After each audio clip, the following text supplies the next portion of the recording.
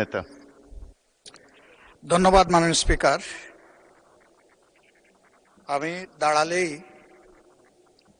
ভালোবাসার কিছু কথা বলতে হয়। মাননীয় সদস্য এবং স্বরাষ্ট্রমন্ত্রী আমরা কালকে চলে যাওয়ার পরে আমাকে ভালোবেসে একটা কথা বলেছেন। তিনি বলেছেন যে আমি একটি অসত্য কথা এখানে বলে গেছি। আমি এটা জানতে পারলাম। তো আসলে আল্লাহ তাআলা তাকে অপূর্ব দক্ষতা দিয়েছেন। জাস্ট বোতলটা পরিবর্তন করে মেটেরিয়ালসটা ঠিক রেখে তিনি সত্যকে মিথ্যা হিসাবে এবং মিথ্যাকে সত্য হিসাবে চমৎকারভাবে পরিবেশন করতে পারেন।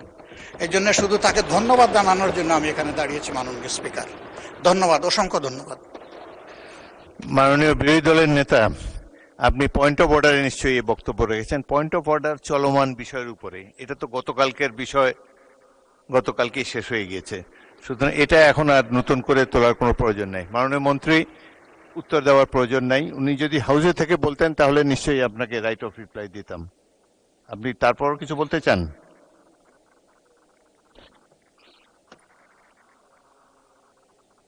শোনা যাচ্ছে না তো, মাইক অন করুন। মাননীয় স্পিকার, আপনাকে ধন্যবাদ। এই মুহূর্তে মাননীয় বিরোধী দলীয় নেতা দুইটা অসংসদীয় শব্দ ব্যবহার করেছেন, সেটা হচ্ছে মিথ্যা। এটা অসত্য বললে আমি আপত্তি করতাম না। এই যে আমি কালকে মিথ্যা বলেছি বয়ান, তো এইটা মিথ্যা শব্দটা অসংসদীয় হিসেবে এটা এক্সপান্স করার জন্য আমি অনুরোধ জানাই। দ্বিতীয় কথা হচ্ছে,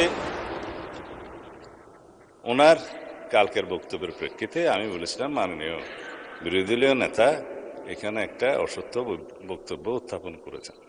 সেটা ছিল যেখানে রুল 62 অনুসারে আপনি তারপরে একজন বেসরকারি সদস্যের উত্থাপিত মুলতাবি প্রস্তাব গ্রহণ করেছেন, ওনারা ওয়াক আউট করার আরো অনেক পরে, তাহলে সেটা পার্লামেন্টে উত্থাপিত বা পড়িত হইল কিভাবে?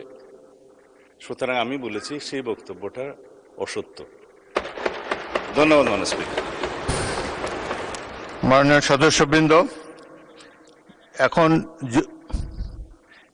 মাননীয় বিরোধী দলের নেতা এটা নিয়ে আরো বলবেন? বলেন।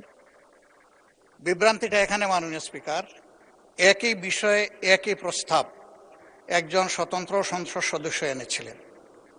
সেই প্রস্তাবটি ভিন্ন নামে গতকাল এসেছে, শুধু নাম বদল হয়েছে, প্রস্তাব ঠিক আছে।